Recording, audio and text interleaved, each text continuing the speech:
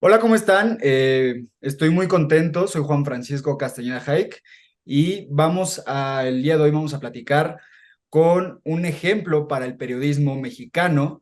Es una periodista egresada de la Escuela de Periodismo Carlos Septién García, una periodista muy joven que cuenta con 20 años de experiencia dentro del periodismo deportivo, donde ha cubierto Juegos Olímpicos, Juegos Panamericanos, centroamericanos y del Caribe, así como campeonatos mundiales de atletismo, taekwondo, pentatlón moderno, tiro con arco, campeonatos continentales de canotaje, remo, ciclismo, fechas de automovilismo, de fútbol femenil y varonil, torneos de fútbol americano, funciones de boxeo y entre muchas otras disciplinas y muchos eventos más. También en medios de comunicación, pues ha participado y colaborado con TV Azteca, El Universal, Tiempo Real, TVC Deportes y Uno TV.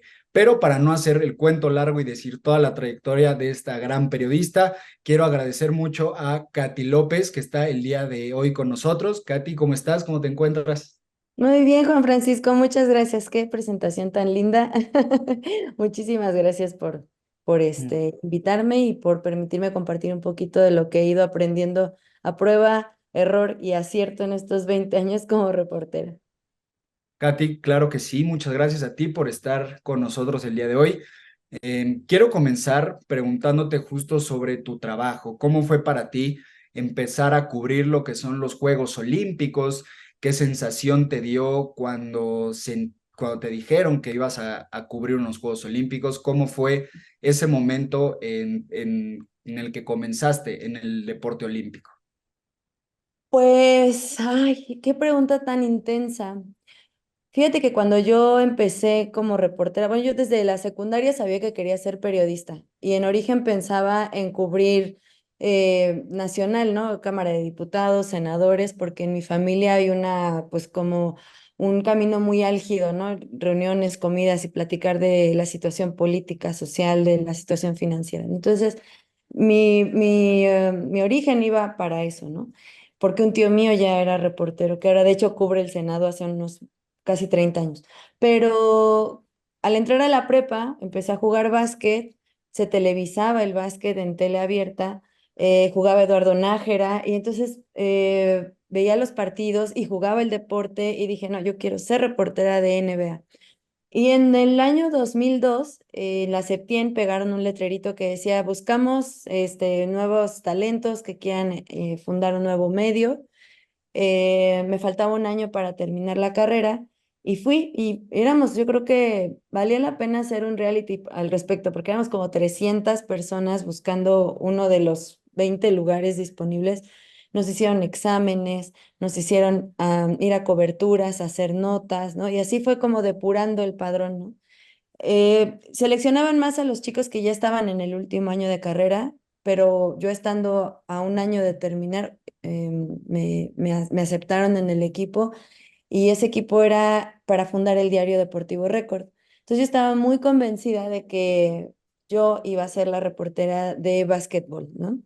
Y así fue que me preguntaban, ¿y qué quieres cubrir? No, pues yo básquetbol. Y hoy sonaría súper sectario pues inapropiado. La respuesta que me dieron fue, es que las mujeres no cubren deportes americanos, las mujeres cubren deporte olímpico. Y yo decía, a mí no entiendo que sea deporte olímpico, a mí no me gusta, este, pero pues ya estando dentro del medio y viendo que era un medio que me estaba gustando, y dije, ok, bueno, challenge accepted, voy a ver qué tal me va. Y la verdad fueron años de suplicio. O sea, yo llegaba al Comité Olímpico Mexicano y solamente ubicaba quién era Ana Guevara, de pronto Fernando Platas, de pronto Alejandro Cárdenas o Nancy Contreras, o sea, gente que ya estaba muy consagrada, ¿no? Pero la verdad es que era un poco el miedo de, bueno, pero sí sé quién es, pero ¿qué le pregunto, no? Y eso es algo como que en ninguna escuela te dicen, ¿no? O sea, sí te enseñan a estructurar una nota, un reportaje, una crónica, una entrevista, pero saber qué, o sea, dónde estudias, qué prueba corre Ana Guevara y a qué dosificación y quiénes son sus rivales y todo esto, o sea, eh, me di cuenta que casi no sabía nada de lo que yo tenía que hacer para informar. Hasta que un buen día, bueno, diario, ¿eh? Diario, yo en récord no firmaba mis notas todavía, le ponían redacción porque me tenía que ganar mi firma. Pero aun cuando era así, había un entrenador que leía siempre mis notas y siempre me regañaba, me corregía, hasta que un día él entrenaba a Alejandro Cárdenas y un día escribí que tenía una lesión que no, que escribí yo mal, ¿no? Y al llegar a verlo, me increpó y me dijo, bueno, ¿es usted idiota o qué? ¿No? Y yo dije, buenos días, ¿no? O sea, ¿de qué habla, no? Y yo quería, yo tenía 19 años, yo quería como justificarme de, pues, ¿por qué tendría que saber el nombre de esta lesión, ¿no? Y se enojó muchísimo, muchísimo. Yo creo que nunca nadie en mi vida profesional jamás me había regañado, o ni me ha regañado como me regañó él, pero ese regaño fue mi inflexión para comprometerme, ¿no? A en verdad hacer las cosas con mayor conciencia, investigar, averiguar, analizar, escuchar con más atención, escribir mi nota y no basarme solo en lo que me decían, buscar más información, ver más datos, confirmar, preguntarle al médico, por ejemplo, si existe esta lesión o no. Y después de aquel regaño tan grande, pasaron los meses en los que yo fui creciendo mucho y ese profesor, el día siguiente de ese regaño que me dijo es que si a usted no le importa lo que escribe, ni cómo sabemos que usted no sabe que está escribiendo algo de lo que no entiende, que es una ignorante. O sea, si a usted no le importa eso, aunque no salga su nombre, aquí sí sabemos quién hace esas notas y aquí sabemos que a usted no le importa ser una ignorante y quedar como una idiota ante nosotros, ¿no? Y eso pues me pegó muchísimo. Y al siguiente día volví con el profesor Piotrowski y le dije, profe, ¿me puede explicar qué es el atletismo? Y me explicó desde la prueba de 100 metros hasta el lanzamiento de martillo, jabalina, eh, muchísimos detalles muy técnicos. Y ese deporte, en específico atletismo, que era tan gris y tan aburrido para mí, empezó a tomar color, ¿no? Y a ser muy extraordinario. Pero aquí viene la parte oscura que a lo mejor y muchos chicos o muchos reporteros no saben que es posible, ¿no? Una vez que yo ya estaba súper enamorada del deporte olímpico, en 2004 para los Juegos de Atenas me dicen, es que estás muy chiquita, todavía no, como que todavía no le entiendes muy bien a esto y pues, ¿cómo vas a ir a un evento tan importante si todavía no lo entiendes? Entonces no me mandaron, pero me dijeron, en 4 años, si te llevamos a Beijing, ya habrás crecido un poquito más periodísticamente. Y fui a los Juegos Panamericanos, fui al Campeonato Mundial de Atletismo de Finlandia y fue un eventote para mí porque por primera vez corrió ahí Usain Bolt. En su primer mundial fue mi primer mundial también. Y Yelena Isinbayeva, Kenenisa Bekele, o sea, muchos atletas que yo ya podía identificar, entender cómo competían. Fue muy nutritivo para mí esa experiencia.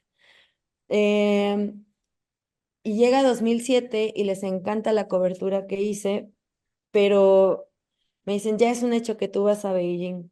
Y el 10 de enero de 2008 era un jueves, lo recuerdo bien, la misma persona que me encargó cubrir deporte olímpico me dijo, ¿sabes qué? Hemos decidido que no vas a ir. No tiene caso, está muy lejos, nadie va a ganar medallas, es muy caro, entonces decidimos que no vas a ir.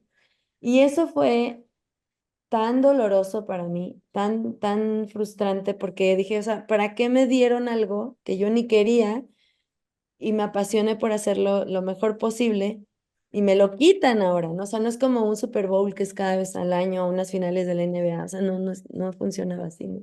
Entonces fue muy, muy, muy desagradable esa situación. Y después, bueno, hoy en retrospectiva veo que Record era como Auschwitz, o sea, era un campo de concentración de verdad en el que había una ideología de es el mejor medio en el que puedes estar, después de Record no hay otro lugar mejor, y como que había una ideología de tú tienes que escribir una nota mejor que la de Reforma y le tienes que ganar la nota. Entonces, escribías hasta con cierta soberbia en una era en la que las redes sociales no tenían una influencia tan, bueno, algunas ni existían, ¿no? Pero bueno, pues no fui a esos Juegos Olímpicos y de 2002, que fue mi primer año cubriendo deporte olímpico, Me tomó 10 años ir a unos Juegos Olímpicos. Fui a Londres 2012. No he vuelto a ir a unos. La verdad es que ha sido una situación muy dura. Cuando estuve en TV Azteca, Azteca no compró los derechos para Río 2016, así que no fui. En el Heraldo de México iba a ir, pero la pandemia hizo que perfilaran porque no fuera. Y en esta ocasión, o sea, una serie de eventualidades que dices, si fuera un proceso de clasificación como el de los deportistas por la calidad, yo sé que yo estaría allí. Pero desafortunadamente en el periodismo no es así siempre, ¿no? O sea, va el que es famoso o el que en el que en un medio consideran que puede sacar el trabajo, no propiamente hacerlo de una manera extraordinaria, por decirlo así, ¿no? Entonces, también creo que es bien importante entender cómo atravesar los procesos de frustración, de soñar algo y no lograrlo, ¿no? O sea, a veces creo que no estamos muy acostumbrados o no estamos muy dispuestos a, a entrar con valentía, a soñar algo y aceptar que puede ser que no lo logres. Y tengo muchas historias de atletas que han soñado que van a Juegos Olímpicos y no lo logran, ¿no? Y el proceso de frustración es muy duro. Y como periodista también, o sea, para mí ir a Londres 2012 fue extraordinariamente hermoso, pero creo que si hubiera ido a Atenas 2004 en verdad no lo habría sabido valorar. O sea, claro que me merecía ir, claro que mi trabajo merecía que yo estuviera en esos juegos, pero hoy que puedo entender todos y cada uno de los deportes, la situación como geopolítica que le da un valor agregado a entender lo que está sucediendo allí, eh, conocer a los deportistas mexicanos que están allí, incluso en casos a sus familias, a sus dolores, a sus miedos, o sea, eso para mí fue muy especial y a pesar de que la verdad la pasé muy difícil en Londres, fue una experiencia bellísima, bellísima en muchísimos sentidos. No solo por decir, vi el primer podio en el que dos mujeres mexicanas estuvieron juntas con Aida Román y Mariana Vitia en el tiro con arco. También pude ver el valor humano de deportistas que tendieron su mano en situaciones en las que en las que yo estaba en una adversidad muy fuerte, porque en Londres yo llegué y, o sea, yo tenía como un plan de cobertura y un plan de hospedaje y resultó que CONADE, yo estaba en CONADE con Bernardo de la Garza, trabajé entonces, pues no me habían dado hospedaje. Entonces, literalmente hubo 2 días que me dormí en una banca en la calle con mi maleta, no traía dinero, no me habían, o sea, era de verdad fue muy caótico. O sea, esa experiencia creo que la cuento mucho porque digo, pues no lo intenten, ¿no? O sea, no se avienten así de, ya voy a ir. O sea, lo que quería era ir, sí, pero el cómo, ¿no? ¿Cuál es la logística que llevas para estar ahí? Entonces, bueno, yo le estaba pasando muy mal y una deportista de pesas me vio tan agobiada. Puedo decir que es mi amiga en verdad. Pocas personas, pocos deportistas, yo puedo decir eso. Pero en el caso de ella, me vio tan agobiada y me dijo, ¿qué tienes? Y le dije, no traigo dinero, no tengo dónde quedarme, no tengo que comer, no tengo más que la acreditación, ¿no? Y me dijo, ay, qué mal, ¿vas a ir a mi competencia? Le dije, pues, ay, ¿a qué crees que vine, no? Entonces, el día de su competencia quedó quinta y la entrevisté en la zona mixta y me dijo, no te vayas de aquí, ahorita regreso. Y se tardó muchísimo, nunca regresó. Y llegó una doctora y me dijo, ¿y tú eres Katy? Sí. Esta chica me manda contigo, abre tu mochila. Bueno, pues esta deportista, antes de salir a la competencia más importante de su vida, había pasado al comedor de la Villa Olímpica a llenar su mochila de comida para mí, para que yo no, de lo mal que la pasaba, al menos en algo no fuera tan terrible, ¿no? Y la verdad me conmovió muchísimo, ¿no? O sea, me mandó jugos, sándwiches, galletas, frutos secos. eh, o sea, me emocionó mucho que alguien entendiera con tanta empatía lo que yo estaba pasando. Lo más bonito de esa historia es que 8 años después, ella, por situaciones de dopajes descubiertos a 3 deportistas, a ella le reasignaron la medalla de bronce. Y dije, no, esta cuata se merece una medalla de adamantio. O sea, no saben la calidad de ser humano que es ella y cómo en el momento más importante de su vida pensó en cómo ayudarme a mí. Entonces, digo, si hubiera ido en las mejores condiciones posibles, quizá no habría entendido, no habría encontrado la solidaridad, empatía y apoyo de muchas personas que fueron extraordinarias en nuestros juegos. Y entonces, más allá de la experiencia atestiguante de historias, yo viví historias que me van a marcar para siempre.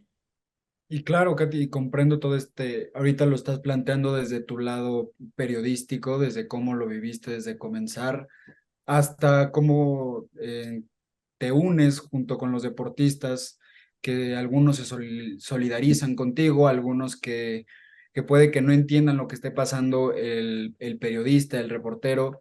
Y desde otro lado, ahora viéndolo tú, desde tu lado periodístico hacia los deportistas, hacia lo que son los Juegos Olímpicos, quería yo saber sobre, para ti, desde tu opinión, si hay algún deporte que te haya emocionado más cubrir. Me comentabas que el básquetbol era algo que te emocionaba mucho y recuerdo mucho que nos contabas una anécdota de Kobe Bryant, Ujú. pero en cuanto a la cobertura, el ir a ver el deporte, los tecnicismos de cada deporte, ¿hay alguno que te haya hecho énfasis mayor que otro o alguno que dijeras, oye, se me hacía muy complicado cubrirlo y a veces prefería evadirlo un poco?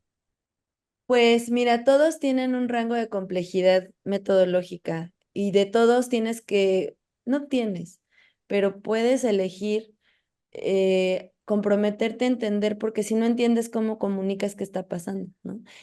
A mí me causa un poco de dificultad los deportes de apreciación, no dificultad, sino un poco del el sesgo del juicio, ¿no? En los clavados, en el taekwondo, en el judo, en la natación artística, la gimnasia rítmica, que es a juicio de alguien que dice que lo estás haciendo bien o mal.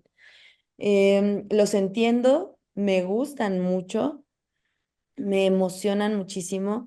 El judo y la lucha son un tanto complejas porque involucran situaciones a veces que si no estás muy metido en el deporte es un poquito difícil entender qué está pasando y por ende tienes una sensación de injusticia cuando el mexicano lo eliminan y dices, pero sí, ¿en qué momento pasó eso, no? ¿En qué parte del reglamento dice que esto está bien, ¿no? Para eliminarlo. El taekwondo creo que ahora procura ser más justo en eso, ¿no?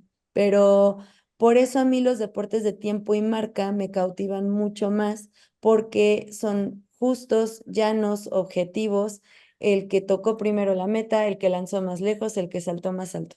No hay más, ¿no? O sea, en el remo, el ciclismo, en el atletismo, no hay manera de decir, este lo hizo más bonito que el otro, ¿no? Por eso para mí, el atletismo para mí es en sí un lenguaje aparte.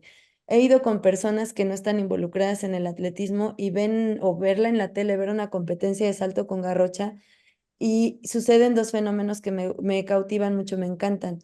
Uno es que empiezan a involucrarse a entender qué está pasando cuando alguien toma una garrocha y va corriendo y salta y derriba la varilla, ¿no? Y el otro es que te deja de importar si es mexicano. O sea, que genuinamente deseas que esa persona logre lo que está buscando. No importa si no habla su idioma, si no lo conoces, si como persona tal vez no coincidirías con ese ser humano, pero en ese momento que está dando su máximo esfuerzo, tú quieres que lo haga bien. Y es algo que no pasa mucho en los deportes de conjunto, porque regularmente te llaman a dividir, a elegir un equipo, una franquicia o un país. Entonces, en un punto, tu lado no ético te demanda que al otro le esté yendo mal para que a ti te vaya mejor, ¿no? Lo veo mucho en el fútbol, casi no en el béisbol, en el básquetbol.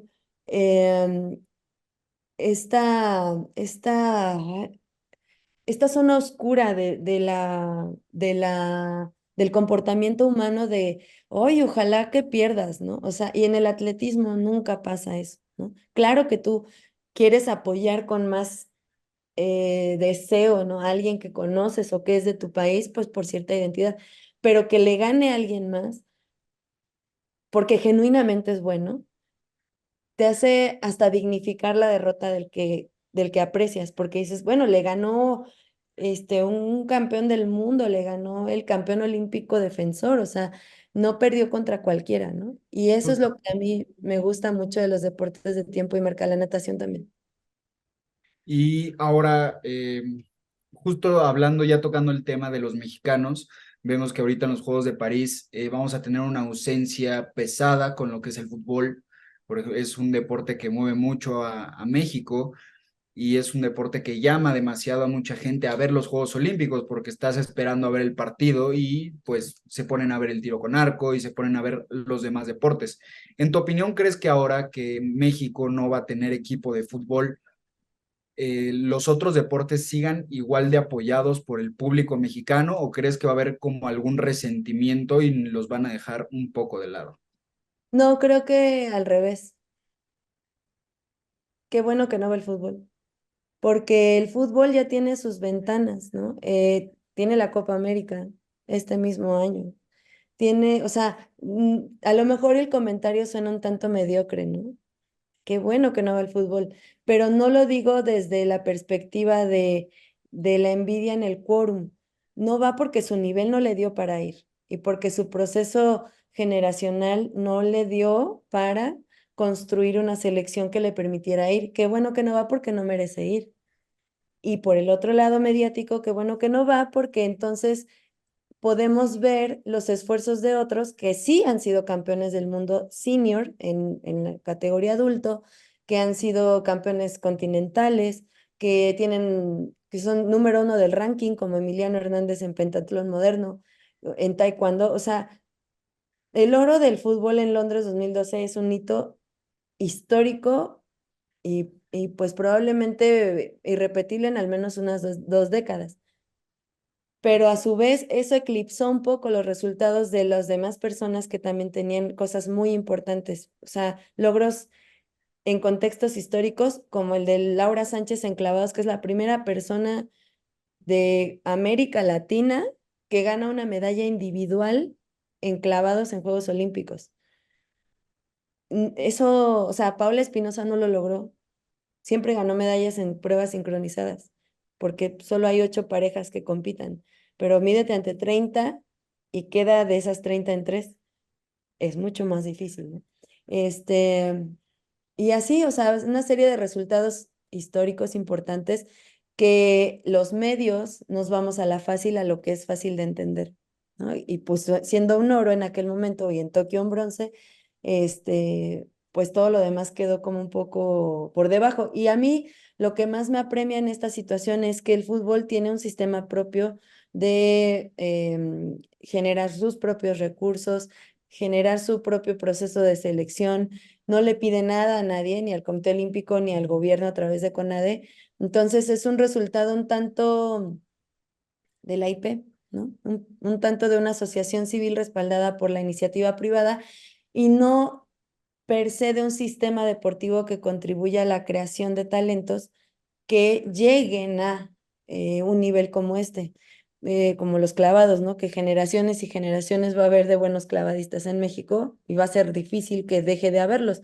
O el tiro con arco, que a partir de 2004 con Juan René Serrano despegó muchísimo. En Londres 2012 fue un empujón mucho más grande por esas medallas de Aida y Mariana y que ahora tiene un quórum altísimo en el que cualquier chico podría ser selección nacional para ir a eventos del ciclo olímpico. Entonces, en ese entendido es que me refiero a que bueno que no va el fútbol, porque en todos los casos, no México, en todos los casos el fútbol tiene una metodología de clasificación, de nivel, de todo muy diferente al deporte que se desarrolla en los países.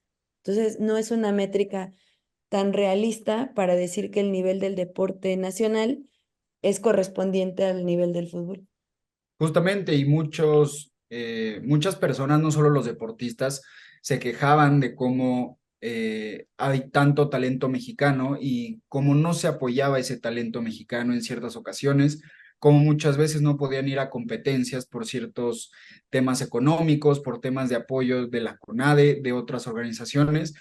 ¿Tú crees que en este momento, en estos Juegos Olímpicos, se va a ver reflejado eso? O sea, si estamos mejor, si estamos peor o si estamos en el mismo rango que, por ejemplo, los últimos Juegos Olímpicos.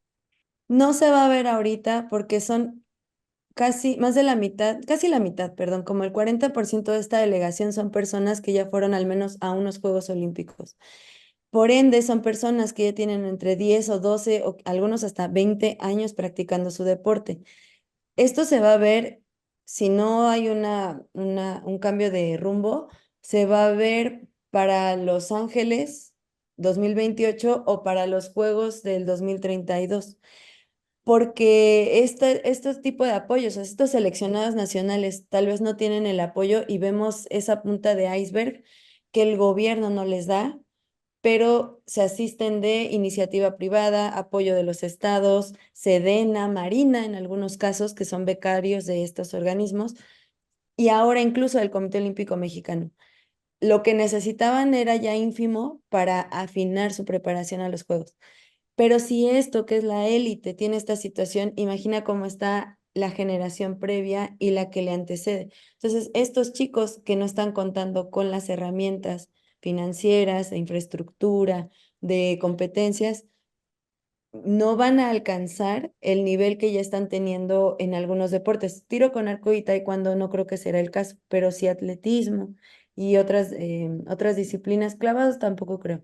Pero hay otras en las que a lo mejor el camino era mucho más agradable y que a falta de estos recursos, pues muchos incluso están abandonando el deporte.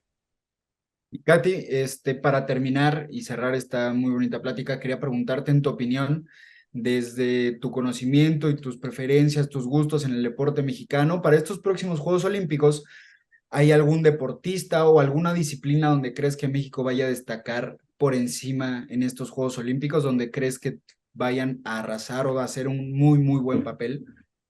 Sí, me parece que después de que en Tokio fue terrible el balde de agua en el que el taekwondo mexicano por primera vez no ganó ni una medalla olímpica, desde Sydney 2000 hasta Río 2016 siempre hubo al menos una del taekwondo o dos. Tokio no fue el caso, los únicos dos que fueron perdieron en sus primeros combates o segundo. Y creo que en esta ocasión va a ser un poquito más agradable la sensación. Solo van dos también, pero tienen más posibilidades de estar en medalla. Pero creo que un deporte muy inusual en el que puede pasar algo bueno es el pentatlón moderno y justo por la misma familia que generó la medalla de Río 2016 con Ismael Hernández, que ganó bronce entonces y nunca jamás México había tenido una medalla ahí.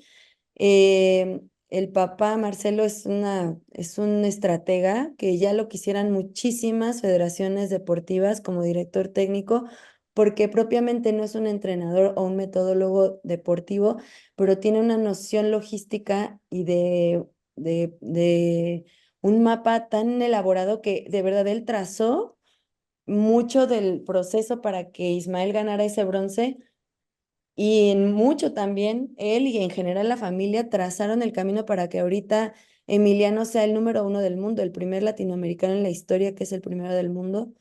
Y creo que ahí es donde vamos a tener un resultado aún mejor que el de su hermano, yo espero. O sea, obviamente, si fuese tan claro, pues ya le hubieran dado el oro, ¿no? Porque es el uno del mundo, pero no es tan simple. Sin embargo, por el nivel de preparación que trae, yo creo que pentatlón va a ser el deporte que más sorprenda, clavado es el que más medallas dé. Tiro con arco, sí, también yo creo que puede tener resultados interesantes, pero obviamente yo estoy hablando por lo que yo estoy responsabilizándome.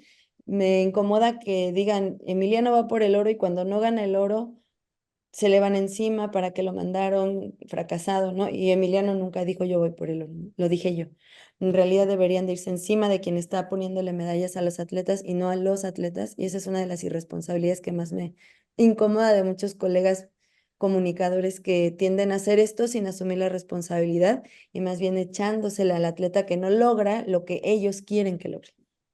Claro, ese es un gran problema, pero pues el chiste es que también a todos los mexicanos les vaya muy bien, que todos los mexicanos sobresalgan en estos próximos Juegos Olímpicos. Y Katy, quería agradecerte muchísimo por haber estado aquí platicando con nosotros. Muy buenas anécdotas que podríamos estar platicando por horas, Sí, sí. pero pues, por el momento lo vamos a tener que dejar hasta aquí. Muchas gracias a todas las personas que vayan a ver esta entrevista o que estén viendo esta entrevista. Soy Juan Francisco Castañeda Haik y pues nos estamos viendo. Muchas gracias. Que estén muy bien, gracias por todo.